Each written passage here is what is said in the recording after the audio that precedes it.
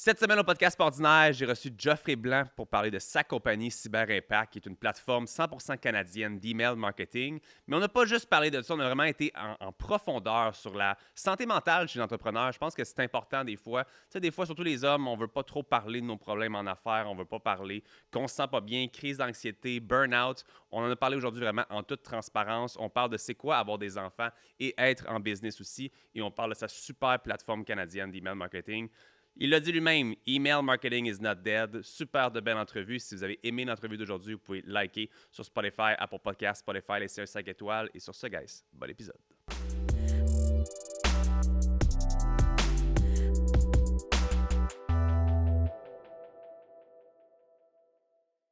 Petite pause à l'épisode d'aujourd'hui pour parler du sponsor du jour qui est Cyber Impact, qui est une plateforme d'email marketing 100% canadienne. C'est vraiment pensé pour les petites entreprises avec une façon super intuitive d'utiliser le système dès le jour 1, mais aussi déjà pensé pour les grandes entreprises avec vraiment une infrastructure complètement sécurisée. Ce qui est vraiment cool, c'est que sur la plateforme, on peut faire des campagnes complètement automatisées. Si quelqu'un s'inscrit par exemple à votre infolette, il peut recevoir automatiquement une chaîne de courriel automatisée. C'est vraiment super simple à utiliser. Il y a plus de 10 000 entreprises canadiennes qui utilisent déjà Cyber Impact et ont été en plus nommées une des compagnies canadiennes avec la plus forte croissance. Et pour finir, il y a un support 100% bilingue, donc que vous soyez anglophone ou francophone, il y a une équipe qui est prête à vous aider dès le jour 1. Fait que si vous voulez aller faire un tour et maîtriser votre email marketing, allez faire un tour sur Cyber Impact. Merci énormément à Cyber Impact de sponsoriser l'épisode d'aujourd'hui. Et sur ce, de retour à l'épisode. Geoffrey Blanc au podcast ordinaire, comment ça va? Ça va très bien, toi? Ça va très bien. Merci d'être ici. Merci d'avoir fait le petit voyage de la Chine jusqu'ici. Ouais, je suis super content d'être ici. Merci moi aussi. T'es-tu un matinal? Oui, Ouais? énormément. Ouais. Parce que moi, 9h en ce moment, c'est pas mal mon pic. Ah ouais? Ouais, j'aime bien ça. Tu sais, absolument, on fait des podcasts plus vers peut-être 11h. Pour les gens à la maison, ils ne savent jamais. Là, il est 9h présentement, quasiment 9h. Et je te prends dans les premières lueurs du soleil en ce moment. Geoffrey, je suis super content de t'avoir sur le podcast. On va parler de Cyber Impact aujourd'hui. J'ai aussi envie de savoir peut-être, toi, tu viens d'où avant ça? Parce que comme parler de business, c'est génial. Mais j'aime beaucoup savoir le background un peu plus de l'entrepreneur aussi, savoir d'où tu es parti. Avais-tu un profil entrepreneurial ou tu es parti en art et lettres au cégep? Puis... Non, vraiment pas. Ben, en fait, j'ai comme toujours été un travailleur, là, énormément. Là. J'ai commencé à travailler vraiment très, très, très jeune, là, comme à l'âge de 12 ans. Là. Puis pour moi, le travail, ça a toujours été important. Fait que les études, je me suis rendu une session à l'université, puis j'ai droppé. Là. Nice. C'était pas fait pour moi. J'avais juste le goût de travailler constamment, puis de me partir à quelque chose. Fait que, on a toujours, dans la famille, toujours été des énormes travailleurs. Puis mon frère a le même style que moi, puis on a décidé, les deux, on s'est partis des compagnies différentes. Là. Lui est en aviation, là, mais moi, à l'âge de 22 ans, après un petit parcours là, professionnel, j'avais trouvé un partner là, qui voulait partir une compagnie avec moi en TI, puis... à 22 ans, j'ai fait comme, l'université, c'est pas pour moi, puis je me pars une compagnie. T'avais-tu des parents entrepreneurs ou des gens qui, justement, comme tu parlais de ton frère, qui ont un petit peu des motivations? Ben, tu sais, entrepreneur, mes parents n'avaient pas nécessairement une compagnie, mais tu sais, le travail, je suis né en France, j'ai immigré au Canada, puis on a déménagé en campagne, proche en arrière de Saint-Hyacinthe, puis on a été sur une ferme, fait que, on travaillait tout le temps, fait que, on avait toujours ce volet-là qui n'est pas nécessairement entrepreneur, mais pour moi, qui est les prérequis pour être un entrepreneur.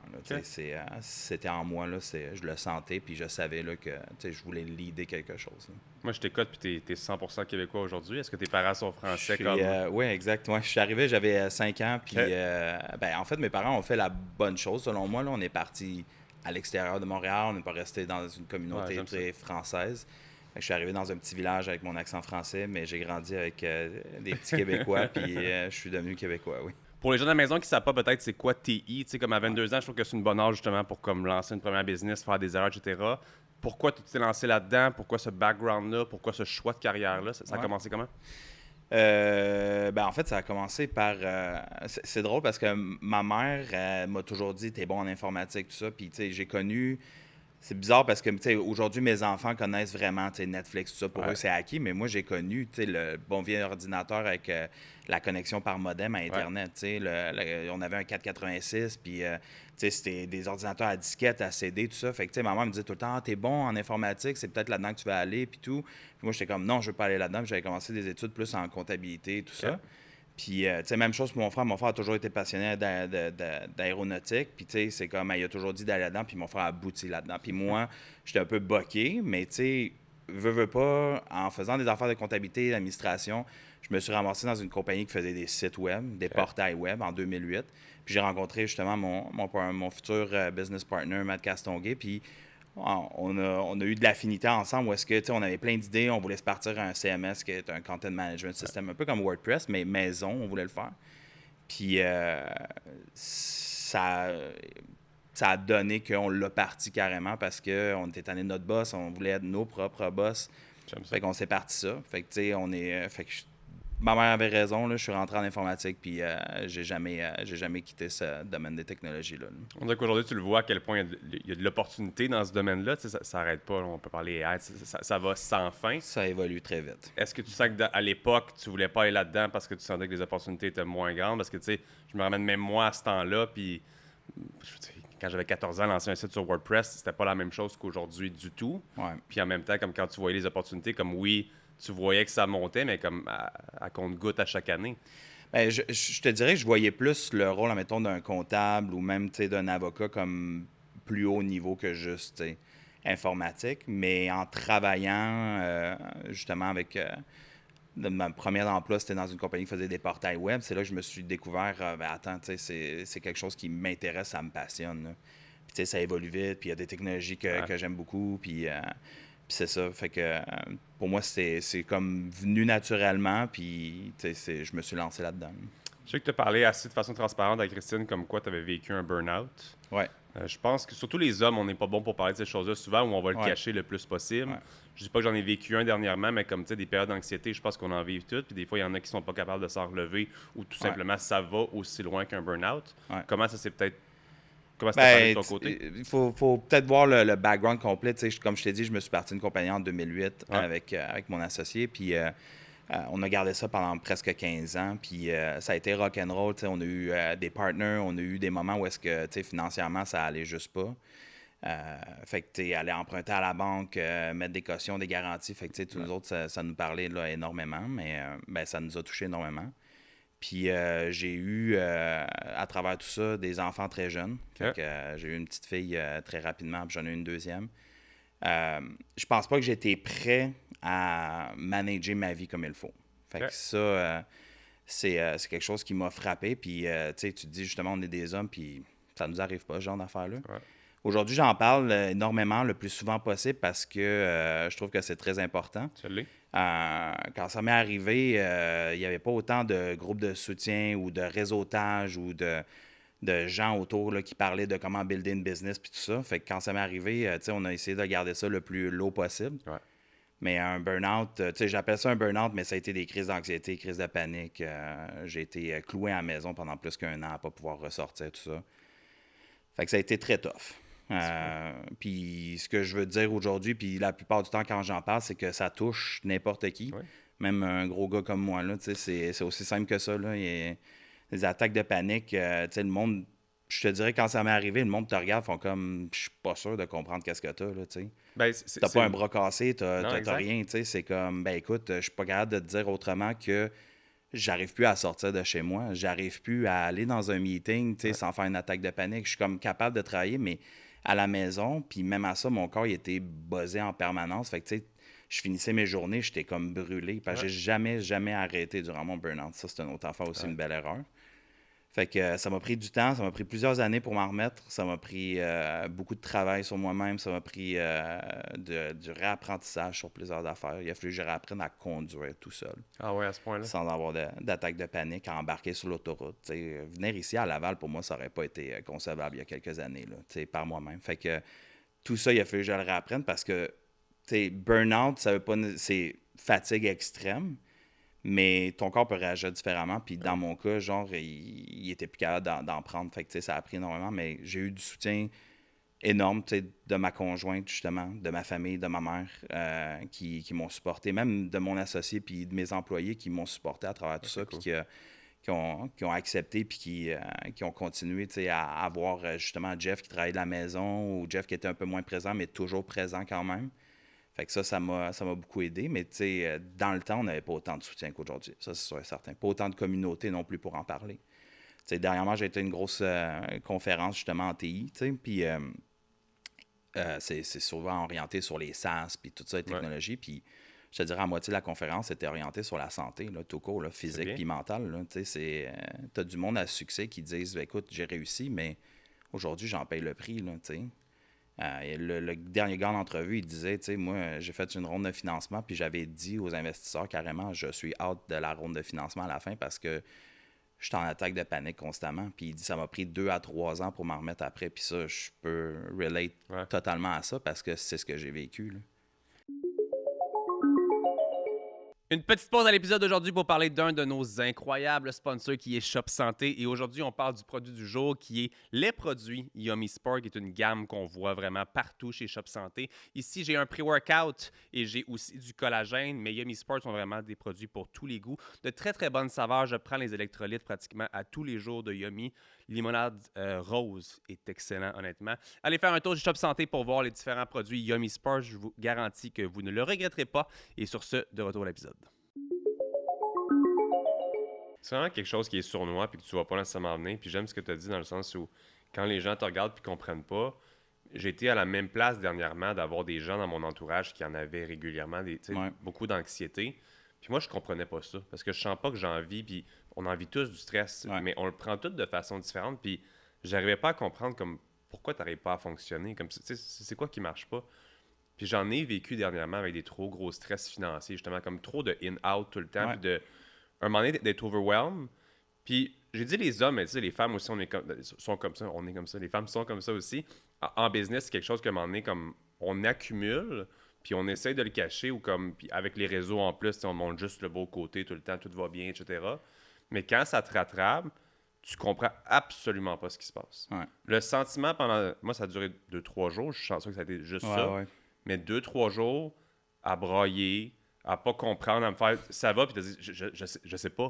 Tu sais, à donner émotif en me dire « ça va », puis de dire « je sais pas ». C'est même pas oui ou non. C'était vraiment weird. Puis ça m'a pris de jaser autour. Puis de plus en plus, je vois des entrepreneurs qui vont chercher du soutien avec des psychologues ou des gens du genre, mais des psychologues en entreprise. Ouais. Je sais pas si tu as été vers des gens comme ça. J'avais jamais entendu parler de ça parce que pour moi, un psychologue, c'est tu t'en vas brailler sur une chaise puis tu jases de ma vie va pas bien. Puis il y a des différentes variantes, je pense, de psychologues. Puis il y en a comme ça qui comprennent ta réalité puis qui peuvent t'enligner un petit peu. T'as-tu utilisé peut-être des services comme ça? Oui, ben je vais peut-être faire un parallèle. Puis je veux raconter cette histoire-là parce que quand ça m'est arrivé, c'est pas genre tu te lèves un matin puis t'es épuisé. Moi, ça m'a frappé solide. Moi, je m'en souviens, j'étais dans un meeting sur la Rive-Sud. J'avais mal à la tête. Je suis sorti du meeting. J'ai fait comme, je vais aller juste manger une petite affaire. Tu sais, j'étais proche des promenades à Saint-Bruno. Fait que je m'en vais au Tim Hortons. Dans le stationnement du Tim Hortons, juste en reparler, là, je le ressens, là, mais dans le stationnement du Tim Hortons, je dis, si, manac, ça va pas bien du tout. Là. Je vais pas bien. Là. Puis là, il y avait une voiture en avant de moi. Puis je suis comme, il y a quelque chose qui marche pas. Mon corps est en train de se transformer. Il y avait des vagues à l'intérieur de moi. Puis j'arrive au service au volant. Puis là, je le sens. Là, c'était des vagues à l'intérieur. C'était sûrement un gros rush d'adrénaline. Puis c'était la première fois de ma vie que je vivais une attaque de panique comme ça. Mon cœur s'est emballé, genre, comme pas possible. Puis la fille, elle me dit, je peux-tu prendre votre commande? Je fais comme, appelez-moi une ambulance parce que j'étais en train de mourir. À ce point-là. Puis elle dit quoi? Puis j'ai fait comme, laisse faire. Puis je suis parti avec mon char, juste me stationner à la fin. J'ai appelé au 911. Puis l'ambulance est arrivée. Puis je dois toujours m'en souvenir toute ma vie, là, mais c'est genre, l'ambulance est arrivée, les gars, ils ont été super cool. Ils m'ont embarqué sur la civière. Puis le gars, il dit, écoute, t'es correct, fais-toi-en pas, puis tout ça, tu sais, les signes ont de l'air corrects, tu sais, on va juste t'amener à l'hôpital, inquiète-toi pas. Fait que là, tu sais, ils ferment les portes, puis tout, puis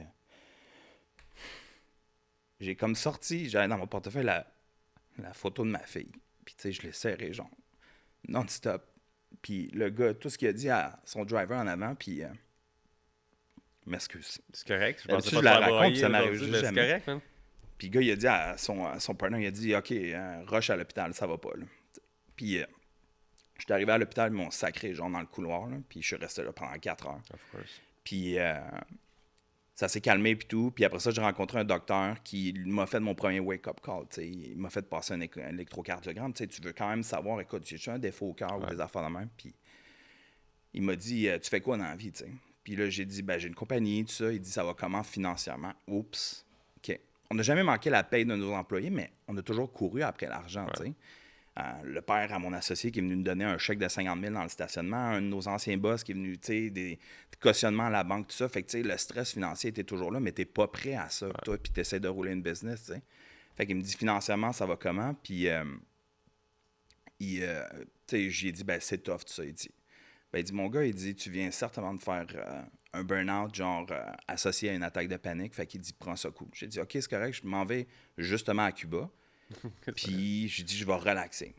Je suis sorti de l'hôpital, tout était correct. Je suis même retourné travailler. Puis je suis parti à Cuba, ça a super bien été. Je suis revenu, c'était le mois de septembre. Je fait comme, OK, j'y pensais même plus. Puis au mois de décembre, j'ai eu ma deuxième méga grosse attaque de panique le 25 décembre. Puis c'est là que j'ai fait comme. C'est là que c'est devenu, tu sais, effet boule de neige. Là, ça arrivait juste non-stop. Okay. Fait que mon corps, il avait comme atteint sa limite. Bref, je veux pas donner la conversation, mais tu sais, il n'y avait pas cette information-là. Puis tu m'as demandé, j'ai-tu eu des ressources? Oui, j'ai rencontré plein de psychologues, ça marchait pas. Puis à un moment donné, j'ai trouvé une coach en anxiété qui n'était pas nécessairement reconnue, tu sais, comme un psychologue ou quoi que ce soit. Sauf que la différence, c'est qu'elle, elle l'avait vécu. Comme moi, le même parcours, les mêmes choses. Puis grâce à ça, ça m'a vraiment beaucoup aidé. Plus le support de ma famille énorme, ma conjointe, ma mère qui a reçu mes appels à tous les jours, plusieurs fois par jour parce que j'étais en mode panique, tout ça. Fait que tu sais, tout ce soutien-là, ça a vraiment fait en sorte que tu sais, j'ai pu m'en sortir. Puis aujourd'hui, j'ai quand même tout réappris. Puis je suis rendu fully operational on a daily basis. C'est vraiment pas un problème. Je prends pas de médicaments, rien. J'ai juste comme réappris à vivre ça. Puis aujourd'hui, pour moi, l'anxiété ou les attaques de panique, c'est quelque chose qui peut faire partie de ma vie. Pas nécessairement que j'en ai, mais je suis capable de le reconnaître, tout ça. Puis j'ai changé aussi ma façon que je suis aujourd'hui versus ce que j'étais en 2008 puis ces années-là. Mais moi, je trouve ça merveilleux dans le sens où cette évolution-là est quand même solide. Puis comme tu l'as dit, il y a des gens qui s'en rendent pas compte avant beaucoup plus vieux que nous autres. Il y en a qui vont jamais l'apprendre. Il y en a que ça va peut-être les tuer. Tu comprends? On se met énormément de pression puis les gens de l'extérieur le voient pas nécessairement. Mais j'aime ce que tu viens de dire, de réapprendre à opérer au quotidien, mais c'est qu'à un moment donné, on est très dans la mentalité plus, puis comme c'est tellement anxiogène tout le temps, puis quand tu commences à avoir des équipes, puis quand tu commences à avoir des stress financiers, c'est vraiment lourd à porter des fois pour, un petit groupe d'individus ou une seule personne, ou peu importe comment vous voyez ça dans la business. Fait qu'après ça, de là, peut-être te dire, je sais pas comment toi ça s'est traduit. Moi, ça s'est traduit à comme, je vais essayer de faire un petit peu plus de sport, de voir un peu mes enfants à l'extérieur, de faire plus d'activités, de qu'est-ce que je peux faire en dehors du travail qui va me faire du bien. Puis tu vois, moi, ça a été de sortir le bureau de la maison puis d'aller louer une place, parce que je travaillais à domicile. Ça, c'était anxiogène tout le temps. Fait que bref, moi, je trouve que c'est une intervention parfaite dans le sens où est-ce que tu sens qu'avec les enfants, c'était peut-être aussi un petit fardeau de plus? Est-ce que tu sens que, tu sais... Je pense que tu n'es jamais prêt à avoir des enfants. C'était pas un fardeau parce que je suis tellement heureux. Tu sais, il y a plusieurs choses. Premièrement, je suis content d'avoir eu des enfants jeunes plutôt que plus tard. Parce que je ne verrais pas aujourd'hui avec des jeunes enfants. Tu sais, je suis content, mes enfants ont 10, 14 ans. Tu sais, c'est comme... Aujourd'hui, je suis dans le bon timing, surtout avec Cyber Impact. Tu sais, ils sont beaucoup plus indépendants, tout ça. Fait que je suis très content de ça. Ma question, c'était pas nécessairement fardeau par rapport à eux. C'était plus, est-ce que tu sens que tu t'es mis une pression supplémentaire dans le sens où, tu sais, quand tu es jeune, tu as 20 ans, tu peut-être pas de blonde, whatever. Ce que tu as d'occupé, c'est ton cul, c'est toi. Ouais, exact. Ouais. Là, avec les enfants, c'est comme, tu le sais que si toi, tu tombes, il y en a d'autres qui suivent. Puis je sais qu'il y en a plein qui disent comme, tu sais, tes enfants t'iraient dans un 1,5 couché à terre, tes enfants vont avoir la meilleure vie de leur vie si tu leur donnes de l'amour et du temps. Puis c'est nous qui se met cette pression-là supplémentaire. Toi, l'as-tu peut-être ressenti un petit peu? Peut-être, oui, qu'il y avait il y avait énormément de pression, sur de la business, mais oui, quand tu as un enfant, tu penses à toi d'avoir la maison, garder des revenus, etc. Là, je pense que c'est quelque chose qui est en plus. Ça rajoute aussi énormément de tâches. Veux pas. Je veux dire, le matin, justement, tu n'as pas juste à te brosser les dents à toi. C'est un enfant, il faut l'amener à la garderie, etc. C'est sûr que ça change une vie. À quel moment ça s'est terminé, cette aventure-là, avec cette entreprise-là? Je sais qu'on t'a parlé à Christine de la COVID, qui est quelque chose qui a affecté plusieurs business. C'est justement ce qui a peut-être mis... Oui, c'est exactement la COVID. Puis c'était un bon timing parce que il y avait plusieurs affaires qui se passaient. On avait été racheté une portion, on n'était plus actionnaire majoritaire. Fait que on n'avait plus vraiment de pouvoir décisionnel, tout ça. Puis quand on est arrivé à la COVID, ça a été nos plus gros contrats, on shuté down. OK. On s'était fait, je pense qu'on avait un contrat avec Première Moisson pour Première Moisson / Métro là, pour refaire leur application mobile. Tout allait bien, on avait déjà commencé, c'est arrivé, ils ont fait comme on shut down, ça ira pas. Mais c'est parce que nos prévisions financières sont basées là-dessus. Ouais. On avait une compagnie qui faisait de la livraison de glace pour les restaurants. OK. Un gros projet, là, ils voulaient comme tout informatiser leur commande puis tout ça. Ça aussi, ça a acheté dedans. Fait qu'on a tout perdu. Puis de l'autre côté, on avait des employés qui se faisaient offrir des salaires 2 fois, 3 fois, tu sais, ce qu'ils faisaient. Ben, pas 3 fois ce qu'ils faisaient, mais tu sais, genre du 20-30 000 de plus. OK. Fait que ça, on n'était pas capable de keep up avec ça. Puis moi, personnellement, le jour où, avec les actionnaires, on s'est assis puis on fait comme « Hey Jeff, on shut down la business. On vend les assets puis c'est fini. » J'ai ressenti un relâchement puis un allègement. Mais après ça, il y a plusieurs questions qui sont arrivées, mais pour moi, c'était comme « It's just about time. » Ça finit là, puis j'étais content. J'étais rendu là,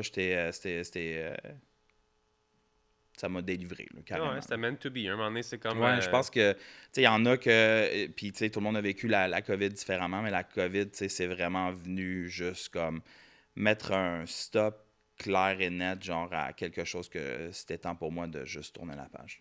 OK. Moi, je te parie un brun que tu n'as jamais entendu ce que je vais te dire dans une pub d'assurance. C'est une assurance qui est remboursable. Oui, monsieur. Genre, si t'arrive de quoi, t'es payé. Mais si t'arrive absolument rien, puis je te le souhaite, t'es quand même payé. Bien, une assurance comme ça existe, puis c'est exactement ce que comparer ma prime t'offre. Laisse-moi t'expliquer. Ça s'appelle l'assurance maladie grave remboursable. Genre, si tu pognes quelque chose, une maladie grave, un AVC, cancer, whatever, t'es payé. Mais si de l'autre côté, il t'arrive rien, t'es remboursé à 100% par l'assureur. Parce qu'on va se le dire, à l'hôpital avec ta carte soleil, c'est cute, mais ça vient avec une file d'attente, même si c'est gratuit. Puis l'affaire, le SACLIC santé, whatever, tu le sais que tu vas avoir juste un chirurgien en dedans de 6 mois, genre. Bref, c'est le genre d'assurance qui, je pense, peut être vraiment utile pour avoir à compter juste sur toi-même, non pas sur le système. S'il t'arrive de quoi, tu peux avoir 100 000, 200 000, 500 000, mais si de l'autre côté, il t'arrive rien, puis je me répète, je te le souhaite, tu vas pouvoir être remboursé. Ça fait une belle épargne ou une belle retraite. Anyway, moi, je trouvais ça intéressant de le mentionner aujourd'hui. Je trouve ça super cool. Si toi aussi, tu penses que ça peut être bon pour toi, va faire une soumission et regarde si l'assurance maladie grave peut être utile. Ce que tu disais après ça, c'est que tu n'as pas nécessairement eu l'envie de relancer un projet pour l'instant. Est-ce que c'est à ce moment-là que Cyber Impact vient dans ta vie? Est-ce qu'il y a eu d'autres projets entre-temps? Ouais. Ben, j'avais pas le goût de recommencer, c'est sûr et certain. C'était trop, ça avait trop drainé ma vie, essentiellement. Je savais pas trop qu'est-ce que j'allais faire non plus parce que, tu sais, quand tu as commencé à l'âge de 22 ans puis tu as fait les 15 dernières de ta vie en tant que boss, entrepreneur d'une entreprise, pour moi, c'était comme qu'est-ce que je vaux sur le marché, tu sais. Je redeviens employé, je vais-tu être capable, tout ça. Fait que... Puis c'était pas le bon timing pour moi pour partir de quoi. Tout le monde qui m'entourait était pas dans ce momentum-là non plus. Fait que j'étais allé travailler. J'avais un background d'entrepreneur, oui, mais j'étais très fort en gestion de projet. Donc, j'étais allé travailler pour de l'implantation de ERP au niveau de certains projets. J'ai travaillé pour une entreprise principalement où est-ce que j'ai pris un poste de Senior Project Manager. Puis là-dedans, ça m'a permis de me redécouvrir aussi puis de voir que j'avais une certaine valeur sur le marché parce que tu te questionnes qu'est-ce que je vaux exactement puis qu'est-ce que ça va m'amener. Puis finalement, mon parcours d'entrepreneur m'a amené à vraiment être plus travaillant, à pas avoir peur à affronter les choses, à donner plus et tout. Fait que j'ai quand même eu beaucoup de fun là-dedans. J'ai découvert des équipes multidisciplinaires aussi en plusieurs langues. Fait que c'était quand même intéressant. Je commençais à travailler un peu plus avec des clients américains et tout ça. Donc j'ai vraiment trippé là-dessus.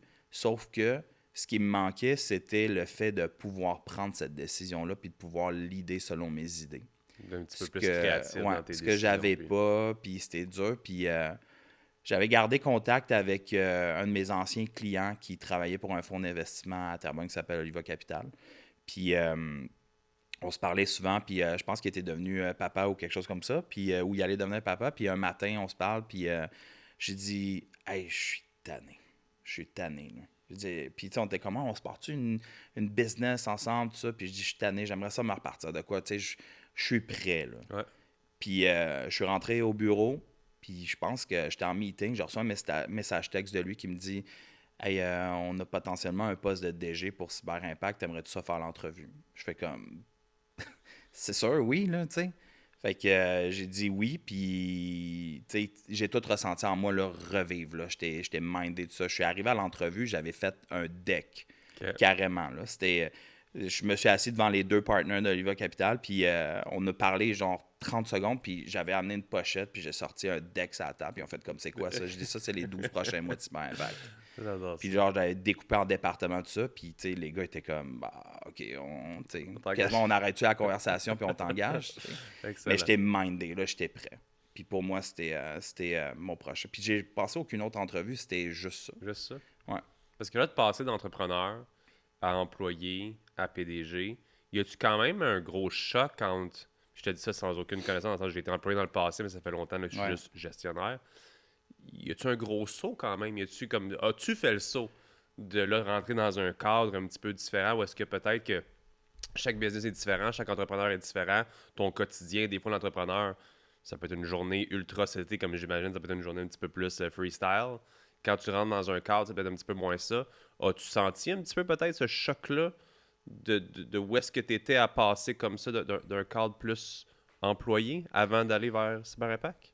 Ben, le choc, oui, il a été, là, tu sais, où est-ce que je travaillais, c'était un choc, c'est sûr, là. Tu sais, j'en parlais tout le temps à ma conjointe, j'étais comme frustré de ne pas pouvoir prendre plus de décisions que ça, ou de me faire dire par quelqu'un qui est mon boss que je trouvais, genre, pas nécessairement compétent. Tu sais, des absurdités, là, tu sais, c'est comme... ça me grugeait beaucoup en dedans. Ok. Mais, tu sais, en contrepartie, j'étais lead sur mes projets, puis quand j'avais mes clients, comme mon client américain qui m'adorait, puis, tu sais, que carrément, lui, il m'a dit, si tu cherches une job, tu sais, tu viens travailler pour nous autres, là, tu sais, c'est comme, C'est ça, cool. ça te réconforte. Mais il y a cet élément-là, puis c'est là que je me suis rendu compte que tu es entrepreneur ou tu ne l'es pas. Ouais. Puis je pense pas que, ben, c'est ma vision, mais je pense pas que tu le deviens. Tu es entrepreneur ou tu ne l'es pas, puis il y a quelque chose en toi qui fait en sorte que tu le sens. Puis c'est là que, tu sais, je le ressentais, ce manque-là. Puis ce spark-là, je l'ai découvert, je l'ai redécouvert aussitôt que je suis rentré chez Cyber Impact. J'adore ça. Pour ceux qui ne connaissent pas justement Cyber Impact, comment tu décrirais la plateforme techniquement? Ouais. Ben, il y a plusieurs façons de la décrire. Nous autres, on se qualifie comme une plateforme de email marketing canadienne. OK. Mais quand je vois que le monde sont comme pas trop sûrs, je fais comme le MailChimp canadien. C'est aussi simple que ça. Puis le monde fait ah oui, OK. J'aime Fait que que- tu amènes la compétition directement parce que Ouais. j'ai déjà utilisé MailChimp. Ouais. J'ai utilisé.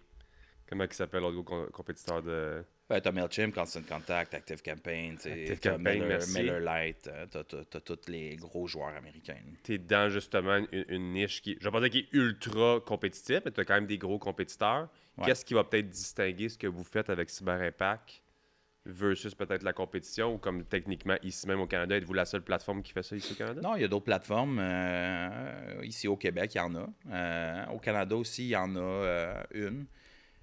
Que je connais bien. Là. Après ça, tu as des plateformes, tu as d'autres plateformes, tu as comme des CRM qui n'est pas nécessairement ce que Cyber Impact fait. Cyber Impact, c'est vraiment de l'envoi de masse, Okay.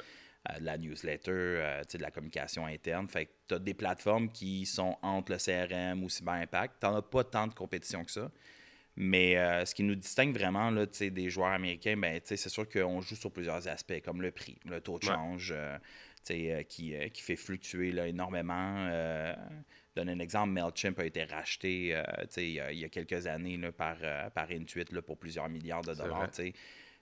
Quand tu es rendu une grosse business de même, la PME ou même, je sais même pas c'est quoi le genre de gros joueur pour eux, mais la PME n'est pas nécessairement ton target. Fait que nous C'est autres, ce qu'on cher. a fait, ouais, C'est très cher. vraiment cher. C'est très cher. ce qui a fait qu'on a quitté, nous. Ouais. Parce qu'à un moment donné, c'était comme. Il n'y avait plus de milieu. Le point d'entrée est cher.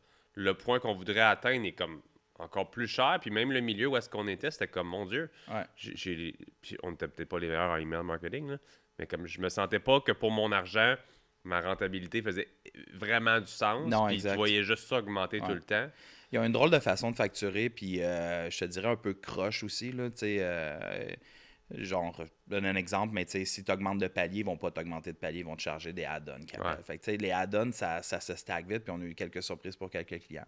Mais tu sais, le volet argent, mon équipe va dire, Jeff, arrête de parler d'argent en premier parce que, tu sais, on veut pas être la compagnie cheap. C'est pas ça. Je pense qu'on a le bon prix pour le produit, mais c'est quand même un volet important. Maintenant, il y a des compagnies, tu sais, le budget, c'est pas un problème. OK, fine. À ce moment-là, on rentre dans l'autre volet. Tu sais, la protection de la donnée en marché canadien, le fait d'opérer une compagnie canadienne, puis tout avoir brandé Canada. Maintenant, c'est pas juste de dire « Hey, t'es-tu Canadien ou tu l'es pas? » Il y a plusieurs autres volets. Nous autres, ce qu'on a changé au courant des 3 dernières années, c'est qu'on s'est beaucoup orienté au niveau de la sécurité de notre infrastructure, mais aussi du data.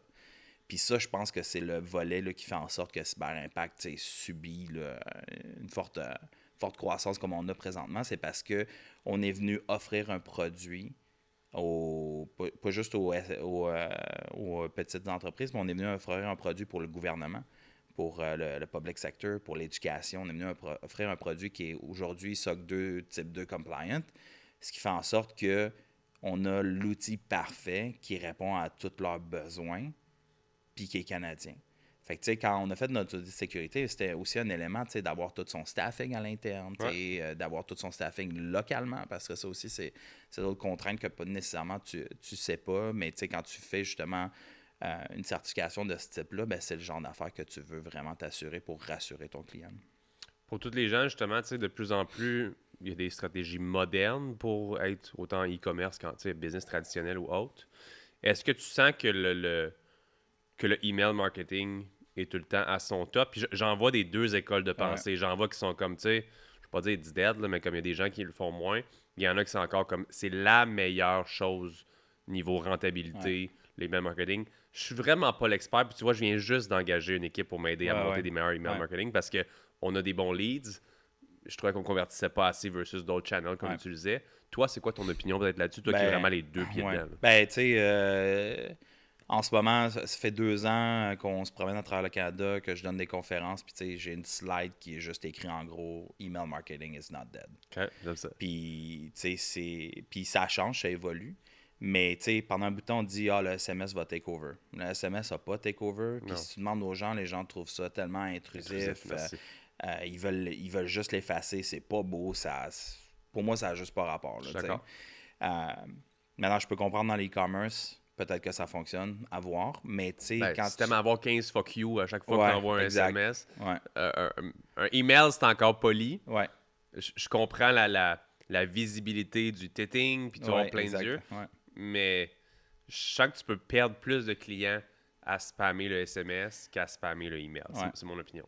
Fait que le SMS, pour moi, je le mets de côté. Ça peut juste être complémentaire. Puis en plus, c'est ultra dispendieux aussi. Le monde qui a, mettons, une liste de 100 000 noms, ils vont jamais faire 100 000 SMS. Ça va coûter une fortune. Puis, tu sais, je suis pas convaincu. L'autre chose aussi, c'est que, tu sais, comme au Canada, tu es pas mal régi avec les tours. Là, soit ça appartient à Abel ou à TELUS. Puis entre toi et moi, ils peuvent faire ce qu'ils veulent, là, ton SMS. Ils peuvent le livrer ou pas le livrer. Fait que, tu sais, c'est à voir. Mais de l'autre côté, tu sais, je dis email marketing is not dead parce qu'on a une grosse tangente. T'sais, moi, ce que je dis tout le temps, c'est mon compétiteur, c'est les réseaux sociaux.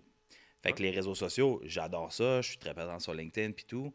Mais moi, je dis tout le temps, tu sais, les réseaux sociaux regardent le email marketing, ils font comme, tu sais, c'est comme. Mais moi, je dis, on devrait vraiment se serrer la main, là. Parce que les réseaux sociaux, c'est volatile, ça dure pas longtemps. Je veux dire, dernièrement, je m'estinais à l'interne avec mon directeur de Customer Success. Je chiale tout le temps après parce que j'ai dit pourquoi mon post sur LinkedIn ne fonctionne pas bien cette fois-ci? Qu'est-ce qui se passe? Puis tu n'as comme pas de contrôle là-dessus. Par contre, envoie 10 000 courriels à ta liste, tu as un contrôle total là-dessus. 100%. C'est comme, normalement, tes 10 000 courriels doivent se rendre. Maintenant, il peut y avoir des choses, ça peut être considéré un spam et tout ça. Mais le email, c'est là pour rester. C'est juste que ça évolue dans le temps. Fait que, il y a beaucoup de choses qui changent. Versus les réseaux sociaux, c'est toujours, il faut que tu répètes, c'est le jour de la marmotte, il faut que tu recommences à tous les jours. Là, puis quelque chose qui est, oh my God, j'ai complètement perdu le terme, mais quelque chose qui marche super bien. Là. Il doit y avoir un terme en réseaux sociaux pour ça. Qui marche super bien. Tu ne vas pas te toffer énormément dans le temps, puis il faut que tu recommences. Fait Tu sais, c'est comme tu peux avoir ton base en réseaux sociaux puis utiliser tes réseaux sociaux pour grossir ta liste de email marketing. Mais moi, ce que je dis, c'est que ta liste de email marketing, c'est ton asset le plus précieux que tu as parce qu'il t'appartient puis personne ne peut te l'enlever. Demain, TikTok, il shut down. D'ailleurs, ils ont failli shutter down puis tout le monde a eu très peur de ça. Qu'est-ce que je fais avec mes subscribers? Ben oui, tu peux pas les emporter. Ouais. Facebook, tu peux pas les emporter. LinkedIn non plus, tu peux pas les emporter. Mais ton email marketing, je veux dire, ta bâtisse brûle, tu peux te déplacer à côté, tu l'as encore. Là, Fait que, tu sais, pour moi, c'est super important, puis c'est là pour durer. De toute façon, je le vois depuis 2 ans, à chaque fois que je fais une présentation ou quoi que ce soit, il y a du monde qui vient de voir la présentation par curiosité ou qui sont plus impliqués dans les réseaux sociaux, puis ils sortent de là, ils font comme tu m'as juste ouvert les yeux. Là. Fait que c'est sûr et certain que c'est là pour rester. C'est juste que ça évolue. Là, ce qui se passe en ce moment, puis on est dans l'ère du spam, puis les boîtes de courriel comme Gmail ou quoi que ce soit essayent d'éliminer le plus possible tout le bruit qui est autour de ça. Ouais. Puis il faut que tu sois plus intelligent. Fait qu'au lieu de faire du mass mailing, on va dire que tu vas faire plus de la personnalisation puis de la segmentation. Ça sert à rien d'envoyer une liste de 10 000 à propos de ton produit. Si ça concerne seulement 2000 personnes, tu es aussi bien d'envoyer ta nouvelle gamme de produits à ces 2000-là. Puis ça, il va avoir un meilleur retour là-dessus versus... Fait que tu sais, plus de personnalisation, plus de segmentation, c'est ce qui va gagner dans le futur. Je suis d'accord. C'est comme sur des réseaux, c'est exactement ce qu'on essaie de faire en ce moment à travers. Nous, on fait beaucoup de live, des directs sur Instagram, sur TikTok. Puis on essaie beaucoup de tourner les gens qui viennent nous voir, les viewers, en subscribers par rapport au email pour les aviser des prochains lives, de grossir le nombre d'audiences à chaque fois qu'on est en live, parce qu'on fait beaucoup de ventes à travers nos lives aussi. Donc, de quelle façon on peut faire ça? Ben, c'est pas sur TikTok en allant commenter leur post ou même pas un DM ou quelque chose. C'est vraiment, je pense, de les sortir de la plateforme, de les avoir sur le long terme, puis de les inscrire à des notifications, des automations, des trucs du genre. Fait qu'on travaille vraiment fort en ce moment à essayer de sortir le plus nos clients potentiels ou nos clients actuels en email list pour garder un flow constant. Ouais. Ben, tu sais, tendance que je dis comme tendance vers le futur, c'est vraiment tout ce qui est omnichannel. C'est si tu fais vivre, si admettons, là, tu considères ton email marketing comme un département à part, puis débrouillez-vous, arrangez-vous, c'est là où est-ce que tu vas certainement être déçu puis arrêter de faire du email marketing. Mais si tous tes différents channels se parlent entre eux, puis qu'en bout de ligne, tu as le email marketing qui collecte tout le restant puis qui permet de refider tout ça, tu as une stratégie gagnante. 100%. Vous avez été nommé comme étant une des entreprises avec la plus forte croissance au Canada. Qu'est-ce que ça fait? Est-ce que c'est récent? Est-ce que c'est... Oui, c'est récent. C'est sorti officiellement, c'est sorti mois de septembre, fin septembre. Fait que ça vient tout juste. Fait que félicitations. Oui, merci beaucoup. Qu'est-ce que ça fait comme une sorte de reconnaissance comme ça pour l'équipe? Comment vous vous sentez à l'interne? Ben, je pense qu'il y a plusieurs éléments. Là. C'est qu'on a fait la bonne chose. Quand j'ai joint l'entreprise il y a à peu près 3 ans, CyberImpact, pour moi, c'était un bon produit. Sinon, j'aurais pas accepté la job. J'avais quand même fait mes recherches et tout ça. C'était un bon produit, mais il manquait de leadership, puis il manquait de finesse dans le produit, rattraper ce que j'appelais une dette technique, restructurer l'entreprise. Donc, on avait notre place dans le marché, mais c'est aussi un produit qui est très québécois. Fait que, 80% de notre business est ici au Québec. Ouais. Là, je te dis aujourd'hui, 80% de notre business, c'est au Québec. Quand je suis rentré, on était plus proche du 90. Fait que, c'était de prendre un produit, OK, comment on s'en va dans un marché canadien quand l'entreprise n'a jamais vraiment travaillé en anglais puis affronter ce genre de marché-là. On a-tu un potentiel, tu sais? Ça vaut quoi ce produit-là quand tu arrives à Toronto puis tu cognes tu dis « Hey, je viens du Québec. » Puis, tu sais, c'est... Fait que, tu sais, rebrander, revoir les façons de faire, pas juste dire CyberImpact, plateforme québécoise. Ça a été plus CyberImpact, plateforme canadienne, pour s'adapter dans un marché. Nous autres, on a décidé, quand je suis entré, c'est qu'on se tenait strictement au marché canadien. Okay. C'est là qu'on peut évoluer, c'est là qu'on va performer, c'est là que le gouvernement nous fait confiance, le public sector, tout ça, c'est là que ça va marcher. Fait que cette reconnaissance-là, puis d'afficher une aussi bonne croissance, puis ça, by the way, il manque une année, notre dernière année. Fait que, tu sais, je te dis, spoiler alert, il y a de bonnes chances qu'on soit là l'année prochaine parce qu'elle a été encore plus grosse, tu sais, mais ça fait juste démontrer qu'on a fait les bonnes choses pour la suite des choses. C'est vraiment cool. Puis, tu sais, ça, à la quantité de clients puis les gros noms qu'on sort, tu sais, c'est comme, on est sur le bon chemin. Fait que je pense que moi, personnellement, je suis complètement fou. Tu sais, c'était vraiment écœurant de pouvoir se lister là-dedans pour une petite business comme ça. Au mois de novembre, on a un gros gala où est-ce qu'on s'en va à Toronto pour ça. Puis pour le restant de l'équipe, c'est juste de démontrer tout ce que vous avez fait, tout ce que vous travaillez, puis comment qu'on a réorienté la business dans les dernières années, ben ça porte fruit, là. C'est cool. Est-ce que c'est beaucoup d'acquisition de vous-même à travers l'équipe? Parce que justement, d'avoir des aussi gros compétiteurs à travers le monde qui ont des fois des budgets, tu vois, sur Google, Ouais. d'avoir changé des choses comme ça, est-ce que vous, l'acquisition se fait un petit peu d'une façon différente? Puis, je reformule même ma question. Ce que vous visez principalement, est-ce que c'est plus le business comme médium, voire grosse business, ou c'est même vraiment plus axé PME ou tout le monde?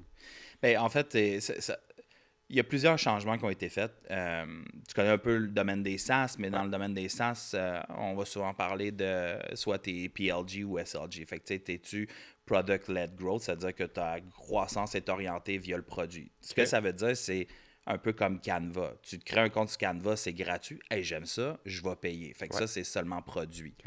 Sales, c'est j'ai le goût de prendre ce produit-là, c'est un SaaS, mais je peux pas le prendre par moi-même, il faut que les sales me contactent. Ça arrive souvent dans du higher-end, des affaires comme ça. Cyber Impact était très PLG quand je suis rentré. Fait que ça se fiait à 100% au monde qui venait tester la plateforme, puis s'ils upgradaient ou pas. Moi, j'ai changé ce volet-là. J'ai dit, vous allez tester la plateforme, mais guess what? Vous allez avoir un vendeur aussi qui va vous appeler, qui va vous accompagner. Puis guess what? Il va y avoir un onboarding team qui va vous prendre par la main, qui va vous amener chez Cyber Impact trouble-free. Fait qu'on a tout changé ce volet-là. Fait que le côté humain a changé, puis ça, c'est un drôle de parallèle parce qu'on a traversé la pandémie, on était tous remote, on s'est tous dit, maintenant, tous les meetings vont être web via Zoom ou quoi que ce soit. On va faire un podcast, je vais t'appeler sur Zoom, t'sais. Je suis sorti de cette pandémie-là, puis je me suis dit, tout va être virtuel. Puis quand j'ai travaillé in between, c'était tout virtuel aussi. Puis quand je suis arrivé chez Cyber Impact, j'ai dit, on va conquérir le Canada virtuellement. Puis c'était première erreur, ça n'a pas été comme ça. Fait que ce que je me suis rendu compte, c'est que on a passé, puis là, aujourd'hui, c'est encore plus vrai, mais le monde veut voir du monde, veut parler à du monde, veut être pris par la main. Fait que à partir du moment où est-ce qu'on a changé notre façon de faire, puis où est-ce que, oui, tu as toujours accès à tester le produit, mais en plus de ça, tu vas avoir des humains en arrière qui vont te contacter, qui vont t'aider, répondre à tes questions, tu vas avoir une interaction. Ça, c'est bien. Parce que, tu sais, on care justement à ce que tu fasses. Si tu fais une transition, nous autres, on ne veut pas juste dire « Hey, checkmark plus 1 ». On veut que tu restes là. Tu sais, nous autres, c'est en moyenne 5 ans qui reste le monde. Fait qu'on veut que tu restes là 5 ans. Tu sais, fait que ça a beaucoup changé. Puis quand on s'en est beaucoup rendu compte quand on a commencé à se promener à travers le Canada pour rentrer dans le marché ontarien, pour rentrer dans le marché en Colombie-Britannique, tu sais, le monde sont comme, OK, mais vous êtes qui? Ben, je suis une plateforme d'email marketing. Comme je te dis, je vais en Ontario, puis je suis comme the Canadian MailChimp. Ah, OK. Mais juste le fait qu'ils sont capables de toucher, de parler, de prendre un café avec toi ou te voir sur scène faire un pitch, ça change tout. Fait que ce volet humain-là, c'est ce qui a changé énormément avec Cyber Impact parce qu'on. Puis bien sûr, on avait un bon produit. Parce que si on avait un produit pourri, ça n'aurait pas marché. Mais en ayant un bon produit, puis en ajoutant le volet humain en avant, puis en étant présent de plus en plus, puis en montrant c'est qui, c'est comme. Cyber Impact, c'est l'idée par qui? Ben c'est. Ah, c'est Jeff en avant, là. Tu sais, le gars qui parle en anglais cassé, là, avec son accent québécois. Puis, tu sais, c'est. D'ailleurs, ça, c'était vraiment drôle parce que, tu sais, on parlait d'anxiété et tout, mais la première conférence que j'ai faite, c'était à Toronto, en anglais. Puis, 2 minutes avant, j'ai failli, genre, j'étais au téléphone avec ma conjointe, j'ai dit, je prends mes affaires, je m'en vais, c'est fini. Puis le host qui était là, qui est devenu un super bon ami avec moi, il m'a dit, j'ai une stratégie pour toi, t'embarques sur scène. Si ça marche pas, que tu freezes, j'embarque sur scène avec toi, on fait comme modèle entrevue, puis tout. Je fais comme, ça va juste jamais marcher, c'est impossible. Puis quand je suis embarqué sur scène, tout le stress est parti, puis j'ai donné une super bonne conférence. Mais, tu sais, justement, de voir le gars en avant, qui est un humain, qui stresse, qui est, tu sais.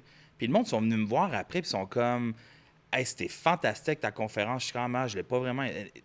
C'était fantastique. Ton accent, charmant. Tu sais, c'était comme, tout était comme, je suis comme, OK. Puis à partir de ce moment-là, ça a été comme, what's next? C'est quoi la prochaine ville? C'est comme, ça a été Calgary, après ça a été Vancouver, puis là, Halifax, puis on recommence. Puis Toronto, ça fait 2 fois. Puis Toronto, notre deuxième année qui était au mois d'avril, je fais mon pitch en avant, c'était comme salle comble. Puis le présentateur est venu, ben pas le présentateur, mais l'organisateur est venu me voir, il me dit, on a un conférencier qui s'est désisté.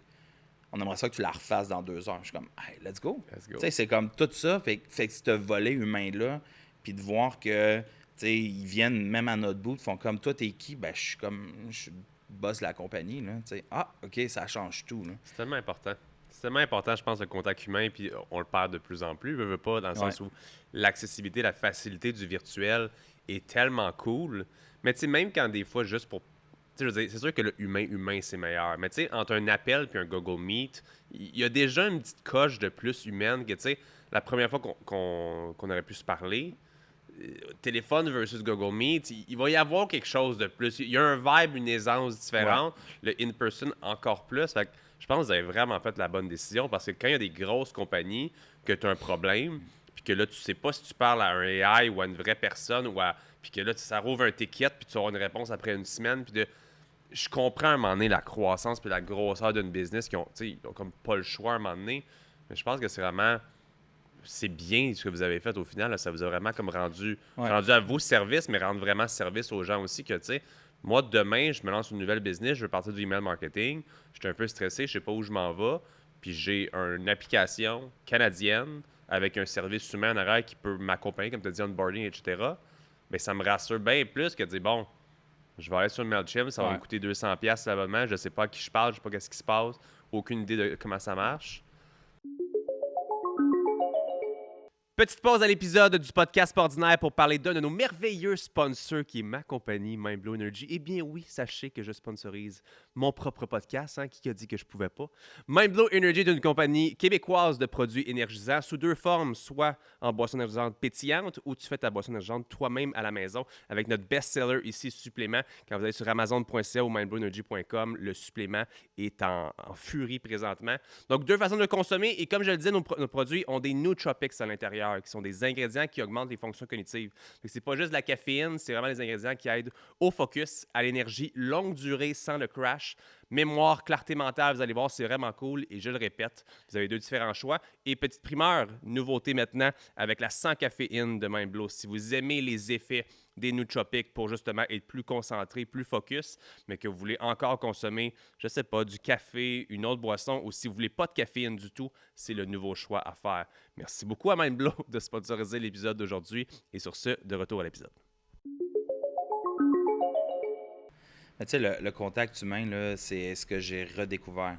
Faire un parallèle à mon ancienne vie, Ouais, tu sais, tu voulais réseauter, il fallait que tu ailles à la chambre de commerce du Montréal métropolitain ou les autres chambres de commerce. Il n'y avait pas.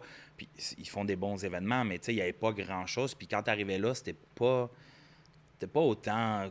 Tu sais, veston, cravate, c'était quasiment ça. Là. C'était pas autant ouvert qu'aujourd'hui. Puis justement, en allant à travers le Canada, en faisant plein de réseautage, même ici localement, parler avec le monde, ça ouvre tellement les perspectives. Puis, tu sais, des entrepreneurs, comprendre ouais, leur réalité. Ah, OK, je suis pas le seul qui vit de l'anxiété. Là. Tu sais, il y en a ouais. qui ont ça plus tough que moi. Là, tu sais. Fait que, tu sais, ça a changé. Mais au niveau de la business, c'était de découvrir d'autres SaaS qui sont pas au Québec, de voir leur réalité, voir le marché anglophone. Tu sais. On est au Canada, là. Mais je peux te dire que le marché de Toronto, le marché de Calgary, puis le marché de Vancouver, puis celui d'Halifax, là, il est totalement différent à chaque Ouais. fois. Tu parles pas pareil aux personnes. Les personnes sont pas friendly de la même façon. Tu sais, je me souviens plus c'était quoi dans l'ordre, mais il y a quelqu'un qui me dit à Calgary, c'était cousins, à Halifax, c'était frères et sœurs, puis tu sais, c'est comme, puis c'est vrai. Puis à Toronto, c'est un peu plus froid, mais plus tu y vas, plus on dirait que tu as cette aisance-là, puis Ouais. plus le monde devient de plus en plus friendly. Fait que ça, C'est c'est une réalité, puis je pense que la COVID a perdu le réseautage, puis la nouvelle génération qui arrive ne connaissent pas nécessairement c'est quoi le réseautage. Mais tu sais, si tu as même demandé hey, c'est quoi ta recommandation pour un entrepreneur, il faut que tu sortes. 100%. Faut que tu sortes. 100%. OK? Ça va être dégueulasse. Là. Je te le dis, les premières shots, là, tu vas vouloir partir. Puis c'est pas grave, fais une heure puis va-t'en. Ouais. T'sais. Mais après, ou amène-toi quelqu'un pour te faire plus longtemps. Je le fais encore aujourd'hui. Là, j'aime pas ça être juste tout seul dans un événement. Je vais amener un de mes directeurs, un des employés, puis ça change la dynamique, mais jamais, jamais, jamais je sors d'un événement, je fais comme ah, c'était dégueu. Je Ouais. sors tout le temps d'un événement, c'est comme hey, c'était vraiment cool. Je suis d'accord. J'ai rencontré du monde, le monde m'a posé des questions, puis c'est pas à propos de toi tout le temps, c'est à propos d'eux, puis c'est cool d'entendre du monde. Puis tu sais quoi, ce monde-là, puis ça c'est drôle parce que des fois ça m'a pris 2, 3, 4 shots. Puis là, je l'ai vécu à Halifax, ça fait 2, 3, 4 fois que je rencontre certaines personnes. Je suis reparti d'Halifax. On est maintenant amis sur Instagram. Puis il y a même un gars, genre, il m'a envoyé un message pour me dire Hey, ajoute-moi sur ta liste de téléphone, je vais pouvoir t'envoyer des messages textes. Puis il me bombarde de plein de vidéos. Puis je suis comme Hey, t'étais que genre mon idole en plus. Tu sais, c'est hot. comme. Fait que, tu sais, ça s'enseigne pas, mais ça a une valeur vraiment inestimable. Tu l'as dit juste tantôt, tu es un ancien client, chambre de commerce, Ouais. amener quelque chose comme le contact humain, tu sais jamais quand ça va. Tu sais, il faut pas faire des choses dans la vie pour s'attendre à quelque chose, Non. mais quand tu es une bonne personne avec des bonnes intentions, qui sème tu sais, un bon vibe, une bonne énergie, tu sais jamais quand ça peut revenir vers toi ou que tu vas peut-être avoir besoin d'une personne ou que cette personne-là va avoir besoin de toi au final. Fait que comme je pense que, tu sais, des gens qui disent des fois, tu sais, j'aime pas ça aller rencontrer des gens ou j'aime pas ça comme, pourquoi j'irais y parler à lui ou whatever, mais quand tu es une personne ouverte, puis que tu te laisses justement tu sais, être facile, l'accessibilité, etc., ça peut pas ne pas t'amener des opportunités. Non. Tu sais, juste de se parler ici, ça veut pas dire que demain, il va y avoir quelque chose, mais ça veut pas dire non plus que peut-être qu'après-demain, quelqu'un me parle qui a besoin de lancer justement comme, tu sais, ah, j'ai checké MailChimp, je sais pas, je comprenais pas, puis ben, tu sais, peut-être que je vais les Ouais. rediriger vers vous autres dans le sens où quand tu prends le temps de rencontrer des gens, puis on l'a dit aussi, des plateformes, des fois, il y en a qui sont similaires. Des Ouais. services, il y en a qui sont similaires. Des canettes, comme moi, j'en ai plein de compétiteurs. Il y a beaucoup de gens qui achètent mes produits parce que c'est moi derrière, parce qu'on Ouais, s'est rencontrés et exact. qu'on a eu un bon vibe. Fait que ça aussi, le contact humain, c'est comme... Ça change beaucoup de choses pour le positif. Tu sais, les entreprises, tu sais, moi j'en ai eu une équipe de vente, mais ça demeure que, tu sais, souvent le meilleur vendeur de l'entreprise, c'est le gars en haut. 100%. Tu sais, puis tu peux pas être le gars en haut puis juste comme pas vouloir réseauter, pas vouloir sortir ou pas vouloir parler. Là. Je suis d'accord. Tu sais, j'haïs voir ma face à la caméra. Je suis 100% transparent, mais tu sais, après ça, je veux dire, le monde ne voit pas. Moi, je vois ma face. Je vois tous mes défauts, mais le monde ne voit pas ma face, mes défauts. Il voit Geoffrey, puis ce qui vient avec. Tu sais, c'est comme. Puis ça, c'est inestimable aussi. Ouais. Tu m'as parlé que tu as 2 enfants. Ouais. Ils sont rendus un petit peu plus vieux. Mes enfants ont 3 puis 5 ans. Fait que je suis encore dans la phase un peu Ouais. freestyle. Ta nouvelle phase de vie en ce moment, plus avec, bon, Cyber Impact. Comment est-ce que tu jongles peut-être famille et business? Est-ce Ouais. que des ados, c'est plus facile que des jeunes enfants? Comment tu vois ça? C'est très difficile. OK. Je suis vraiment chanceux d'avoir ma conjointe qui s'occupe vraiment là, de tout ça parce que avec Cyber Impact, tu sais, je t'ai dit, je me promène à travers le Canada, je suis absent au minimum pour ces événements-là 6 semaines par année. OK. Puis là, la nouvelle année, on a décidé qu'on allait à Toronto, fait que c'est un autre 8 semaines, fait que ça me met souvent absent. Depuis que j'ai commandé Cyber Impact aussi, je travaille énormément. J'ai appris mes leçons, je suis capable de... Je sais où est-ce que je mets mes limites, mais je travaille quand même énormément, fait que tu sais, c'est quand même plus difficile à jongler. Mais tu sais, je reviens un peu à ce que je te disais initialement, je suis content d'avoir eu mes enfants jeunes parce que je pense pas que je pourrais faire Cyber Impact de la même façon s'ils n'étaient pas dans cet âge-là. OK. Plus indépendants, sont plus impliqués dans les sports, c'est 2 gymnastes là, à fond, 3 fois semaine chaque. Fait que tu sais, c'est beaucoup de. Je suis un bon chauffeur de taxi aussi. Fait que Ouais, c'est ça, beaucoup de c'est- taxi. Mais c'est ça. C'est plus difficile à manager puis tout. Par contre, je te dirais, c'est l'équilibre que j'ai de besoin. C'est ce qui me permet de Ouais. déconnecter, tu sais, de devoir amener ma fille tous les matins à l'école, cette 15 minutes-là où est-ce qu'on écoute de la musique, où est-ce qu'on se fait des jokes, tout ça, c'est mon 15 minutes par jour, tu sais, que j'ai de besoin. Puis, tu sais, d'aller la chercher ou de l'amener à la gymnastique, c'est cette responsabilité-là que j'ai de besoin. Mais, tu sais, des fois, c'est tough. Mais, tu sais, je vais, genre, sortir d'un meeting, OK, il faut que j'aille l'amener à la gymnastique, il est 5 heures. Puis là, je fais comme, j'ai tellement de choses à faire. Mais, tu sais, après ça, je relativise, puis je me dis, c'est en fait le tampon que tu as besoin pour vraiment relaxer tout ça, mais c'est pas nécessairement facile. Par contre, je ne changerais pas de place avec toi à 3 puis 5 ans. Non! Tu reviendrais pas quand ma femme elle voit des petits bébés naissants et comme j'aimerais tellement. Ah, Non, ouais, ça, dans oui. le sens où J'ai eu une cette journée. conversation-là. C'est Ah tellement ouais. beau un petit bébé. Ah, C'est beau. c'est beau dans les bras 15 minutes, là, De mais je quelqu'un reviens d'autre. pas à ça. Là. C'est Non, non, non. Dans le sens qu'il- c'est des phases aussi très différentes parce que, Oui. tu sais, ça évolue avec le temps. Ils ont des besoins différents, puis c'est vraiment intéressant, cette dynamique-là. Tu sais, quand j'ai commencé Cyber Impact, c'était pas la même dynamique.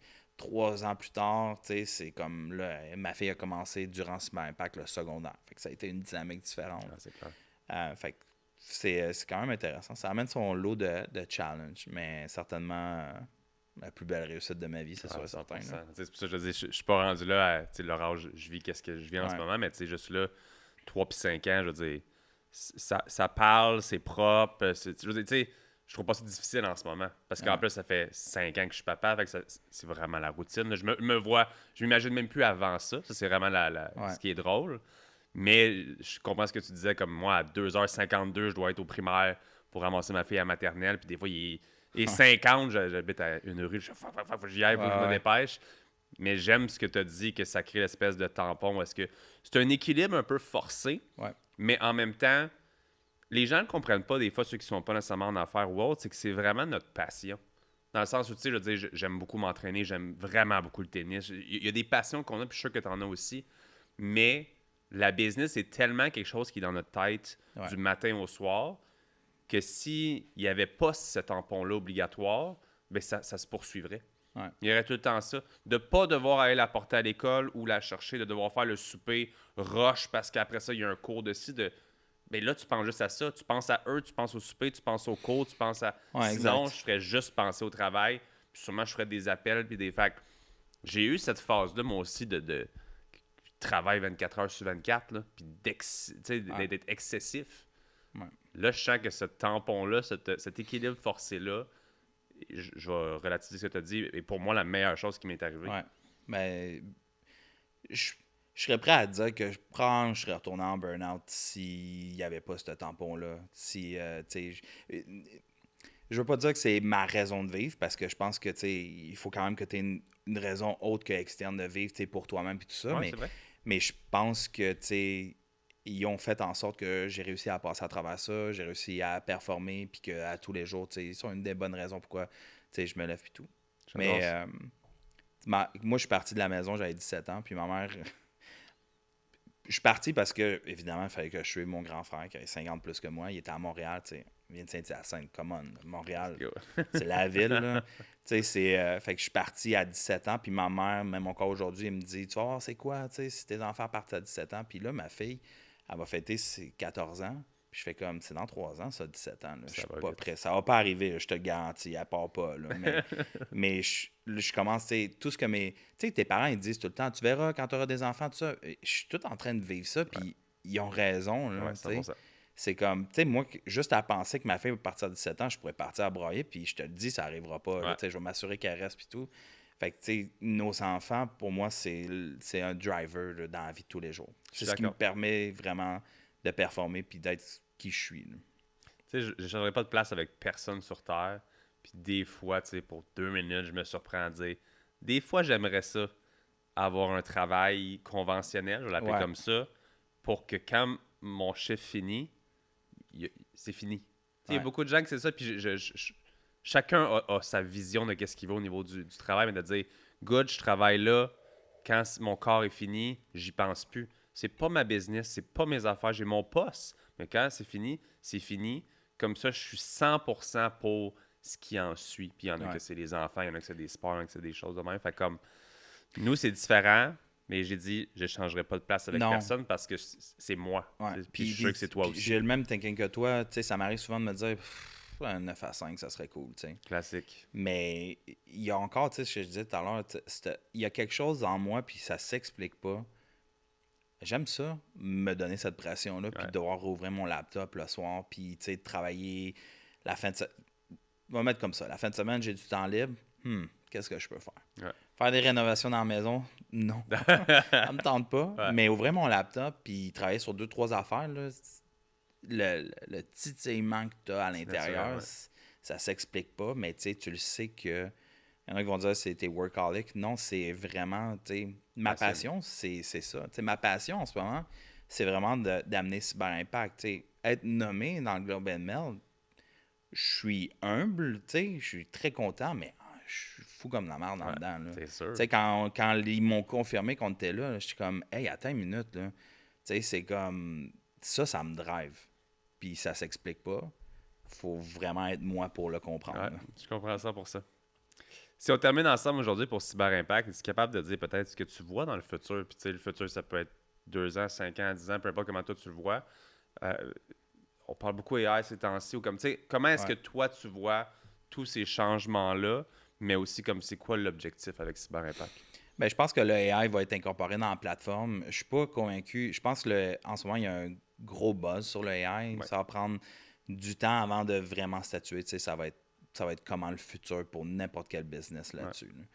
Là. Mais pour Cyber Impact, c'est sûr que avec ce qui se passe en ce moment puis comment qu'on évolue, on va être à grandeur nationale très implémenté. Nice. Puis je pense que on va commencer à regarder d'autres marchés très rapidement, puis potentiellement faire l'acquisition de quelques compagnies sûrement. Là. Ça va venir par défaut parce que on est un outil central quand même. On parlait du email, mais le email, c'est très central à beaucoup de compagnies. Dans le data, oui, tu peux avoir plusieurs types de data, mais en bout de ligne, tu as quand même ce email-là qui est rattaché, qui va faire en sorte que, est-ce qu'on va avoir une évolution vers le CRM, est-ce qu'on va avoir une évolution vers d'autres plateformes qui sont un peu plus peut-être 360 puis qui vont intégrer d'autres choses, ou c'est encore très nébuleux, pas clair dans ma tête, parce que mon objectif principal en ce moment, c'est j'ai des provinces que je vais aller conquérir, puis c'est ce que je focus là-dessus. That's it. Jeff, merci beaucoup. Merci beaucoup. Vraiment... Puis, désolé d'avoir remis autant de passion en racontant mon histoire, mais je pense que c'est important aussi de voir le vrai des entrepreneurs. On est tous différents, puis on a tous une histoire différente. Puis c'est ce qui est important pour mon podcast ordinaire, c'est d'avoir des parcours ordinaires, ça veut dire peu importe qu'est-ce que c'est, mais de l'authenticité, la transparence, c'est ce qui a fait que c'est un épisode que j'ai trouvé extraordinaire. Puis d'avoir, justement, tu l'as dit, un gros bonhomme qui vient de vraiment broyer, moi j'adore ça parce qu'au final, c'est juste authentique. Dans le sens on vit vraiment des choses, puis je sais qu'on s'en cache souvent, puis les personnes qui s'en cachent pas, moi c'est tout à ton honneur parce qu'au final, comme je te dis, je l'ai vécu, il y en a peut-être plein qui nous écoutent, qui l'ont vécu, qui n'en ont pas parlé ou qui en ont parlé, ou que c'est juste à la maison. Ouais, c'est vrai ce qu'on vit, puis c'est vraiment dans le quotidien. Puis c'est quand tu es capable de t'en rendre compte puis d'aller chercher du soutien, parce que c'est pas vrai là qu'on est juste les hommes forts qui peuvent tout faire tout seul, puis que comme il faut aller chercher 100%. Puis le soutien, ça peut venir sous toute forme. Ça peut être d'aller flatter des chiens le week-end, ou dans le sens où ça peut être ta conjointe, tes employés, ton partner, ça peut être un psychologue. Je pense vraiment que c'est important parce que si on n'est pas en forme, on ne sert pas personne. Autant pas la business que les employés, que nos enfants, que la famille. Faut être en mais extérioriser, je pense que c'est la clé aussi. Là. Si tu le gardes en dedans, ça va juste mal finir. Puis on a toutes les ressources aujourd'hui pour le faire. Vraiment, faut que j'aille les chercher. Merci beaucoup. Jeff. Ciao. J'espère que vous appréciez l'épisode d'aujourd'hui avec Geoffrey Blanc. Vraiment une très, très belle entrevue. Je pense qu'on a été dans des sujets beaucoup plus personnels qu'il aurait pensé lui-même discuter sur le podcast. C'est ce que j'aime du podcast ordinaire. On est authentique, transparent, on va en profondeur. Donc vraiment, une très, très belle discussion aujourd'hui. Allez faire un tour aussi sur Cyber Impact. Je pense vraiment que c'est une magnifique plateforme canadienne en plus pour vous aider pour le email marketing. Il l'a dit lui-même. Email marketing is not dead. Allez faire un tour, gang. Si vous avez aimé l'épisode d'aujourd'hui, vous pouvez laisser un 5 étoiles sur Apple Podcasts, Spotify, YouTube. Laissez ça partout. C'est le fun quand vous en laissez partout. Pourquoi pas? Et si vous avez un invité en tête, peut-être pour un prochain épisode, vous pouvez l'écrire en commentaire. On vous lit à chaque semaine. Et sur ce, guys, à la semaine prochaine.